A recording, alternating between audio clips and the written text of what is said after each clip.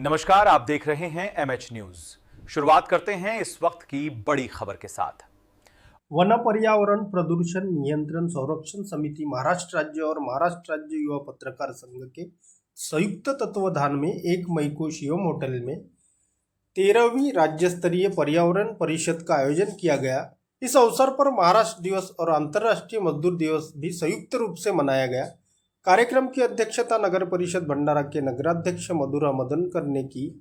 कार्यक्रम में नगर परिषद उपाध्यक्ष सूर्यकांत इल्मे, महाराष्ट्र युवा पत्रकार संघ के अध्यक्ष डॉक्टर सोमेश्वर वेंचलवार, सामाजिक कार्यकर्ता परमानंद मेश्राम, सुनीता परदेशी सहित नगर सेविका वृक्षाली ब्राह्मणकर, सुनीता उपरीकर और डॉक्टर अजय वासनिक समेत कई गणमान्य लोग उपस्थित रहे। कार्यक्रम के दौरान डॉक्टर सोमेश्वर वेंचलवार ने बढ़ते पर्यावरण प्रदूषण पर लोगों से जागरूक रहने की अपील की। परमानंद मेश्राम, सामाजिक कार्यकर्ता ने मजदूरों के अधिकार कानून और उनकी समस्याओं पर मार्गदर्शन किया। महाराष्ट्र दिवस पर मजदूर दिवस के अवसर पर घर काम करने वाले कामगारों को और मजदूरों को प्रमाण पत्र और भोजन के डिब्बे वितरित कर उनका सम्मान किया गया। इसके साथ ही शिक्षा, पत्रकारिता, कला, सांस्कृतिक, पर्यावरण जैसे विभिन्न क्षेत्रों में निस्वार्थ सेवा देने वाले लोगों को भी सम्मानित किया गया। कार्यक्रम का प्रास्ताविक अजय वासनिक ने किया, जबकि मंच संचालन बबन मेश्राम ने सफलतापूर्वक संभाला।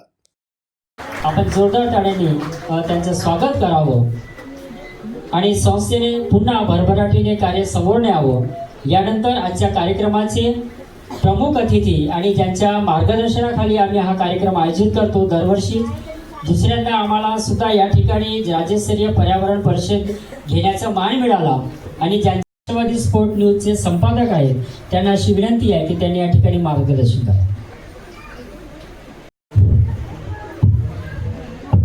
प्रतिमेच्या स्वरूपात असलेली रयतेचे राजे छत्रपती शिवाजी महाराज, परमपूज्य विश्वरत्न भारतरत्न डॉक्टर आंबेडकर यांना नमन करतो आणि थोडक्यात मार्गदर्शन करतो।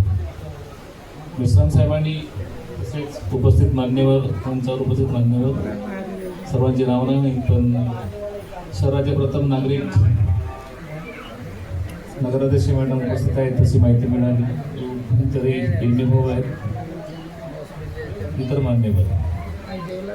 मेश्राम साहेबांनी कामगाराबद्दल अतिशय सुंदर आणि विशेष मार्गदर्शन केलेले आहे, पण पर्यावरणाबद्दल त्यांनी फार कमी बोलले। तर बघा, आपण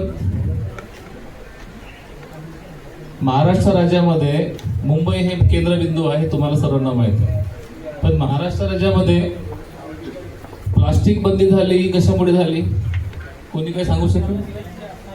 2017 ते 18 प्लास्टिक बंदी झाली, तेव्हा पर्यावरण मंत्री आदित्य ठाकरे साहेब होते, उद्धव साहेबांचे चिरंजीव आदित्य ठाकरे ते पर्यावरण मंत्री होते। म्हणजे आपल्या भंडाऱ्याचा, विदर्भाचा कचरा त्या समुद्रामध्ये जाते आणि त्याच्यामुळे तिथे वातावरण दूषित होते आणि तिथे मासोळ्या मरतात।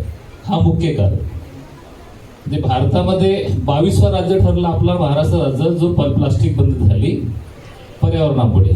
आणि संपूर्ण महाराष्ट्र राज्यामध्ये जर बघितलं आपण 36 जिल्ह्यामध्ये, तर 2 असे जिल्हे आहेत, भंडारा आणि गोंदिया, याच्यामध्ये 500 ते 600च्या प्रमाणे राईस मिल आहेत, उद्योग कारखाने आहेत, आणि त्यांच्यामध्ये जो निघणारा धूर आहे, कोंडा आहे, हा नाकात जाते, तोंडात जाते, तो बाहेर निघत नाही कधी, त्याच्याने अतिशय घातक ठरते आपल्याला।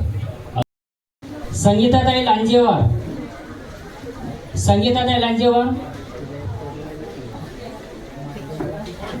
त्यांचं जर काय आजार असेल किंवा महिला कामगार असेल तर त्या महिला कामगाराला सुट्टी 2 महिन्याची मिळायला पाहिजे, ते पण त्याला त्याचा वेतन सुद्धा मिळायला पाहिजे।